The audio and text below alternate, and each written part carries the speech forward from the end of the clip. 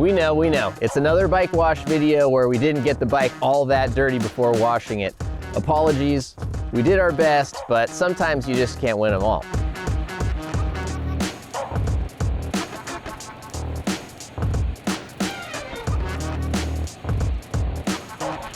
So after some awesome winter conditions, the trails turned a little bit nasty on us and we got stuck out deep in the woods with a little bit of mud, as you might be able to notice. Rather than wash the bikes home at a local car wash, a little self-wash station, which we normally would do to avoid dried, caked on mud, we decided to let the bike dry up, let all that mud and gunk harden up, and really let you guys see what these products would do. So today we're gonna be using some products from Maxima, Finish Line, Mountain Flow, and muc-off. And we're also gonna be using the muc-off bike-specific pressure washer. Now, you don't have to have this pressure washer, but you know, the fact that this stuff is caked on there, I think it's probably gonna make our lives a lot easier. It does come with bike-specific lances, which help make it safer for bearings, seals, all the types of applications that you know, you typically might be worried about using a high pressure washer on. It also comes with a motorcycle safe lance. We don't discriminate when it comes to two-wheeled fun. Dirt bikes, motorbikes, e-bikes, whatever. We'll ride them, we'll get them dirty. So this is gonna be a great unit to help us with our regular washing after muddy winter rides here in Bend, Oregon. All these products that you see featured here today came from our partner at competitivecyclist.com. They were kind enough to get us a coupon so that we could basically go shopping and pick all the products that we wanted to use for this video. They've also extended our viewers a 15% off discount code. So if you use Loam Wolf 15 at competitivecyclist.com, it will apply to any product that's available for a discount. So without further ado, let's introduce you guys to some of the products and tell you a little bit about each one. So first up, we're checking out the Maxima stuff here. We're gonna be using the Bio Wash today. This is an eco-friendly wash. We have used a ton of this in the past and are big fans of how it performs. So got no doubt that it'll tackle the job here. Another nice product that they have is the matte finish cleaner. In total honesty, it's nice if you have a matte finished bike. We've found that it doesn't quite work as well as the Bio Wash when you've got a really nasty job to do, but it does do a nice job of leaving a pretty good clean finish on those matte bikes. Here we've got some suspension clean, SC1. Anybody in the know, this stuff is awesome. It will give a great high gloss finish to pretty much anything. Car interiors, your dirt bike, mountain bike. You know, if you've got, I don't know, cheap black furniture that you want to make it look fresh again, spray some of this on there. It's a new anything in a can. We love it. Here we've got a couple of different brush kits. Finish Line has a nice mechanics brush set. We've already pulled it apart just so we wouldn't be fumbling around, but it comes with a variety of different types of brushes for different applications, getting into your drivetrain, hard to reach spots, kind of a larger soft bristle brush for using the main part of the frame. Also, we've got a muc-off gear cassette brush. This is great for, it's got a little bit stiffer bristles, getting into the cassette, derailleur pulleys. This is awesome for going in between all the gears as you spin the cassette around, getting all that gunk out of there. So these are a great option. We've also got the Finish Line Super Bike Wash, spray on, rinse off.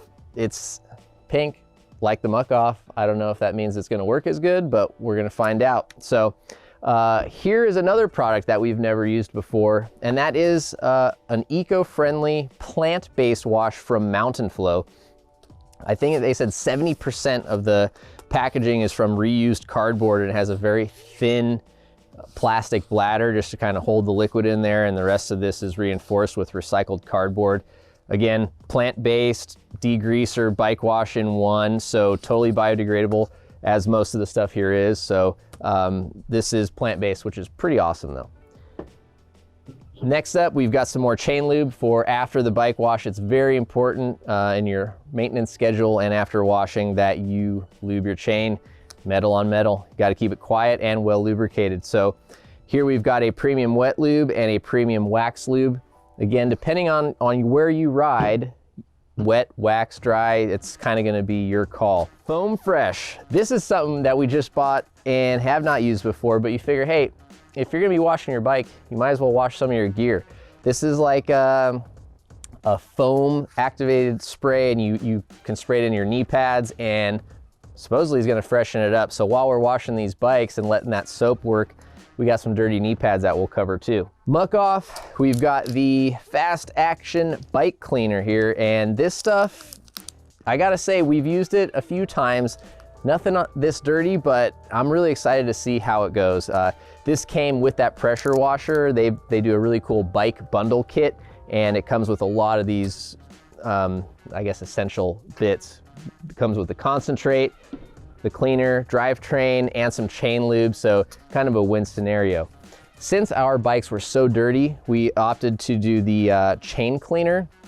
Now this is something we've never used before actually, but you'll undo this, the chain will come through, and this degreaser will service the chain, get a bunch of grease and gunk off of there, and really excited to see how that brings back our old messed up drivetrain. So here we've got some aftercare products, Bike Protect, the Mo 94. We're really excited about this. It's kind of a surface lubricant you can spray on, and you're gonna put that into some of the contact points, pivot moving areas, and that should, in theory, they claim, give you a little bit more lubrication and work its way down into spots after you wash it. Without further ado, let's pre-soak these bikes and start applying some soap. All right, so now we've got our pressure built up, pressure washers on, and have our bicycle lance on, which is the lower pressure setting. And we're gonna get a little pre-soak going. So I will say I have a couple other pressure washers, one of which is a Ryobi plug-in unit, much like this. The power difference between this bicycle lance and that Ryobi are very different. This is a much lower pressure. I'd say it's honestly probably more on par with like just your regular, kind of hose sprayer attachment. On one hand, I wish I was getting more power to get this mud blasted out of here. On the other, I realize that this is probably a lot safer for the bike's seals and kind of protecting all the things that need to be protected from high pressure water. So we'll keep giving it a soak down. Ooh. I'm a big believer that you can make eco stuff work really well. So I'm gonna give this stuff a try here. Plant-based, let's see how this does. What do you think? We'll put this on the down tube and forks. So we'll build this guy up here. All right, well, there is not a ton of pressure in this stuff. So all the products that we are using here today claim to be safe for drivetrain, brake rotors, brake pads, etc. So we're not gonna take anything off or cover it up with our little muc-off pads. So we'll see how this does. Get some down here in the hubs, drop out, fork. This area behind the fork, man, it just cakes up in mud. We'll get the tires and wheels. Then we'll switch to the next product and see how it does. Muc-off. Let's see, we'll let this guy try the heavy lifting out. All right, so there we go. We got muc-off on the back, eco-friendly up front, that mountain flow. What do we got next here? We'll do some finish line in the middle.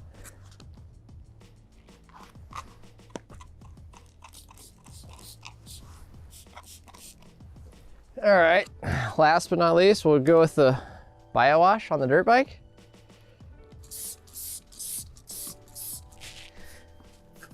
So again, a lot of these kits come with a variety of different brushes, so you can kind of get into different spots and different places depending on what part of the bike you're trying to clean.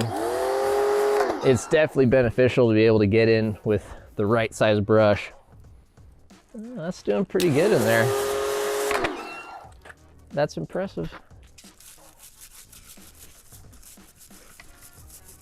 All right, so by using some of these different ends and bits, you can kind of get in here and pull some of the gunk and crap out if it's in between your dropouts or in between the teeth in your cassette. So there's definitely a lot of time. And again, this is one of the reasons that you don't want to let mud collect on your bike if you can avoid it.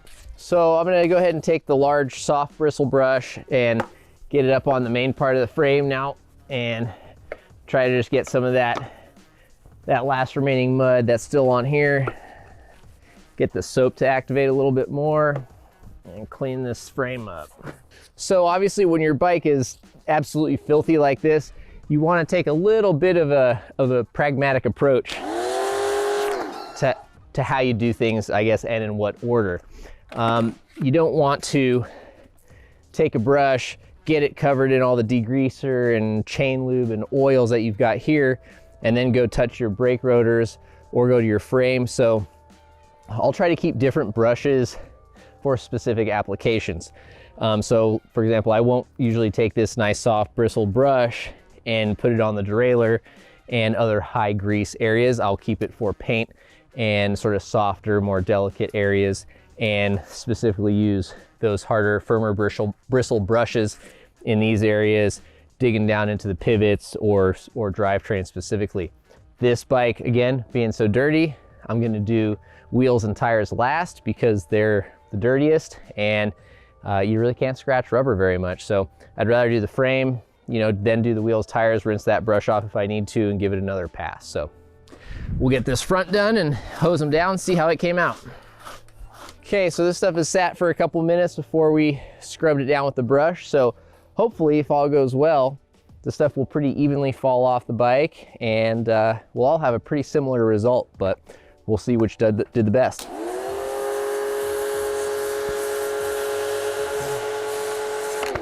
Now, similarly to the brush kind of protocol, you'll want to start at the top of the bike and work your way down. That way you're not constantly having to rewash spots and everything. You can save a little bit of water, let stuff work its way down from the less dirty places to the dirtier places. So start at the seat post area, and then I kind of like to go to the wheels since they're going to always be flinging dirt and mud and stuff around. Then you can kind of get into the frame and hopefully walk away with a clean bike. So when it comes time to get near delicate areas now, pivots, bearings, seals, you know, rear shock, fork, around your headset area, you want to be a little bit conscious as to the direction that you're spraying the water, the pressure of the water, etc. So you want to try to not force water into areas that it shouldn't be. If you're going across it, you know, or away from it, whether that be a fork seal or into the headset area, you're going to have a lot lower chance of getting contamination, water, or you know, penetrating into those areas that you're not supposed to be. So if you're mindful about how you use the pressure washer, and again, this bike specific lance is really not that high of a pressure, so I feel pretty confident that this thing's not going to do what people don't want it to do unless you're really working hard and aiming it right at a seal. So that being said, you still got to clean the areas you need to clean, but just try to do a little bit of problem solving about how to avoid getting water in the easiest way possible.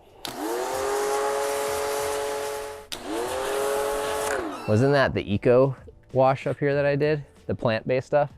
That definitely did not work as well. All right, so with a second pass and a little extra brush in, that Mountain Flow stuff did clean up that tire. So I might give the edge a little bit to the muc-off there.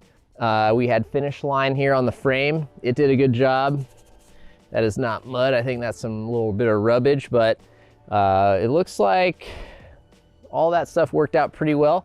We'll go over the dirt bike and see how the BioWash did on some of that de-icer and road cinder and grit from Dustin's drive over the pass.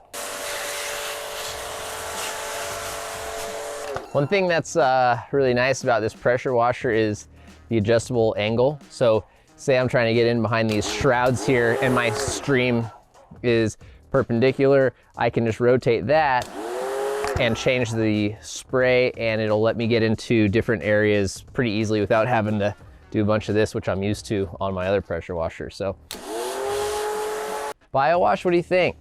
works well. It almost seems like it's more foamy once it hits the ground, yeah? Like, so it's like a little bit more soapy and bubbly. Didn't do any brushing on that. Definitely got all the cinder and that kind of red de-icer and all that stuff off the wheels pretty nicely though, with not very much pressure. So next up, we're gonna be using muc-off's drivetrain cleaner and their chain cleaner tool.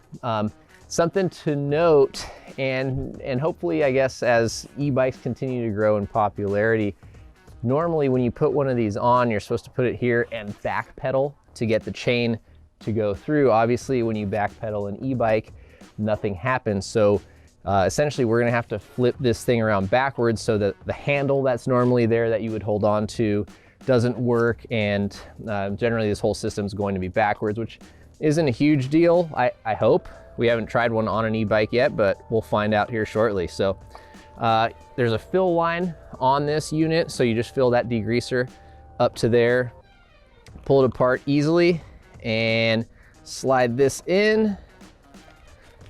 Then we lock that. Okay, now this little pink spring-loaded button is going to allow that degreaser to drop down from the reservoir onto the chain. So we'll just start pedaling and applying some of the degreaser as it spins around. So muc-off says that you should spin the cranks for a rotation of 30 times. I lost count already. But I'd say for about the first 5 rotations, I was holding this little deployer spring here to get some more of that degreaser in. And you can see it foam up on the chain really nicely. And kind of lets you know that this stuff's working and doing its job. So definitely cool. It's getting all over the whole chain. I can see it here. Obviously it's dripping down into this little catch basin reservoir there, and we'll keep spinning it a few more times to let this stuff really cycle through, scrub the chain off, and then we'll hose it off and see how much better it looks. I don't think you'd want to drink that, but...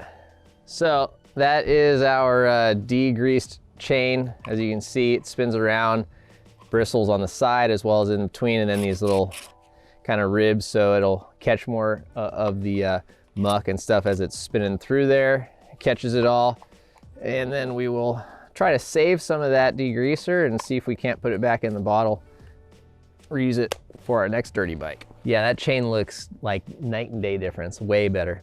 What I'm gonna do, again, I'm just a little paranoid about contamination. I like my brakes to work, so I'm gonna start on the back side and spin the wheel and get that spray to go out away from my brakes and at least get a good majority of it off.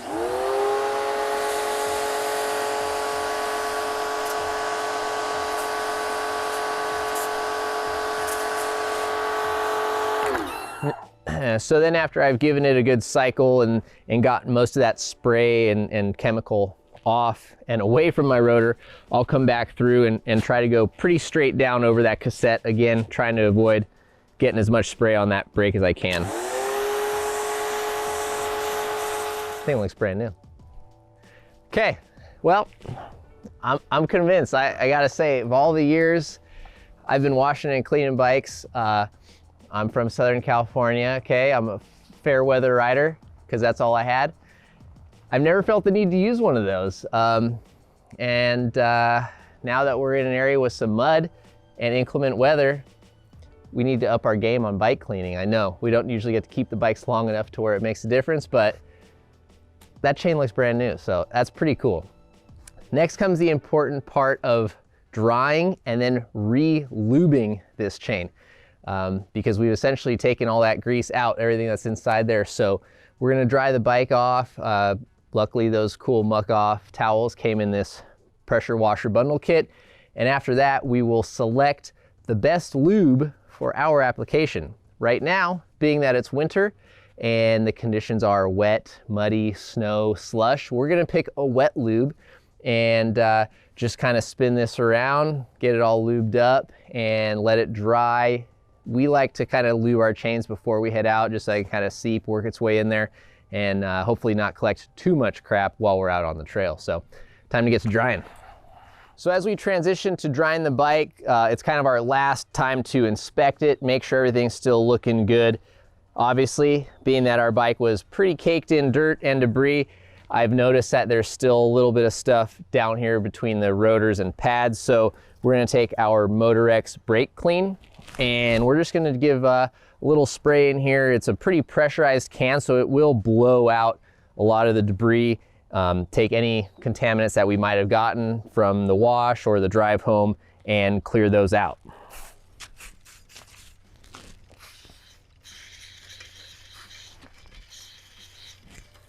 If you can hear that, it was running smooth when I first started spraying it, and then as I started spraying this down, as that debris is getting blown out onto the pads and through, it's starting to blow onto that rotor and you can still hear the grittiness. So that means you want to do a little bit more cleaning. That way when you go to use your brakes next, they're not just gouging the pad and impregnating stuff into that rotor. Man, I almost forgot what color this bike was. It's been sitting in the mud so long. Now that we've got the bike clean and dried, we're gonna stick these rotor protectors on here. I've actually been thinking about using these things on road trips when I'm driving and we're going over the pass and there's snow, de-icer, other chemicals out there, and it's just really nasty conditions. I got a feeling that all those chemicals aren't good for your braking. So I might just start putting those on the wheel as they hang over the tailgate and hoping that when I get to the trailhead, I won't have a whole bunch of crap in my brakes and they might perform a little better and make a lot less painful sound. Yeah, dude, look at that, see? Now if you're going out on the friggin' road trip, driving over all that cinder and stuff hanging over your tailgate, gonna give it a lot more protection. Basically what I'm putting those on now for, I don't do spray chain lube. I think it's too messy. There's too much overspray and stuff. But when you get into some of the bike protect stuff, I want to use some of this Mo 94. Again, muc-off says that this is a multi-use lubricant spray, and I'm really excited to see how this stuff will work because there was a lot of grit and nasty stuff in here, and I'm hoping as I spray it into there, it'll work its way into some of those bearings, pivots, give a nice smooth, a little bit more of a plush feel to the suspension. So covering up those brakes is going to be very important to not get any overspray. Same if you do apply the chain lube or any of like the SC1, the silicone bike protectant sprays, anything like that. I try to not just, throw the stuff all over the place anyways. I prefer to apply it to a paper towel or a rag and put that SC1 or that frame protect on. But since I'm gonna be spraying some of this a little bit more broadly, it's nice to have these protectors. So last up, tip to getting any good bike to shine, some bike protect, SC1, any sort of a finishing spray. It's gonna do wonders for making that bike look good again. Also offers a nice protection layer against future dust, mud collection, anything like that. So we're definitely huge fans of this type of stuff, as it'll just help things shed and come off a little bit nicer. It just makes it look brand new, just super shiny, almost wet looking. It's awesome. So definitely worth investing in some of this stuff, whether it's, again, the muc-off brand or the SC1, which we use a ton of. Both are very cool, and I mean, the shine don't lie. We haven't used any Pedro's products for quite a while, other than their tire levers, which are pretty sweet. But they've got this premium wet lube, and since it looks like winter's not over yet, we're gonna go ahead and apply this on this here pivot shuttle and prepare for the worst, because we're tired of not riding. So we're gonna be going out and finding some sloppy conditions for sure.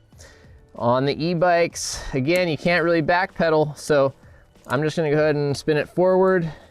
You don't need to go crazy. I personally like to just kind of go from one side to the other, kind of do a full rotation with that lube dropping on this side of the links, and then I'll switch it to that other side and do a full rotation so I can you know, I know it moves around, it's liquid, but it's a habit, I guess.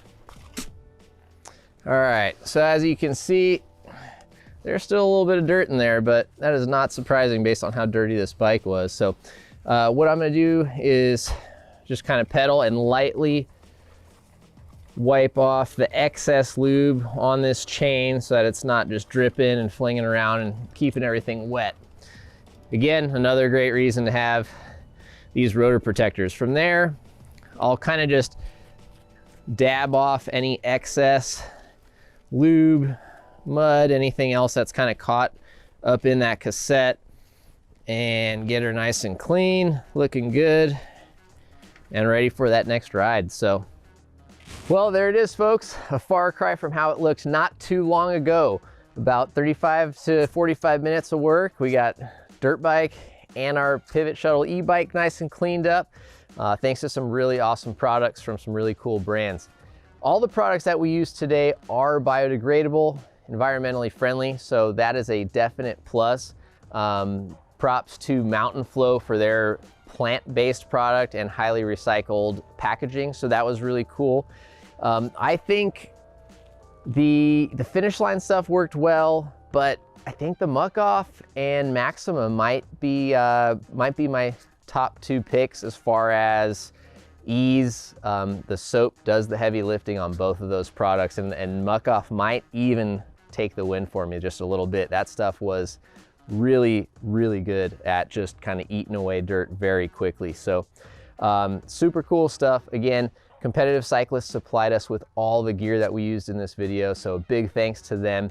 Make sure you go check out Competitive Cyclists and use Loam Wolf 15 for bike wash and any other products that you might need.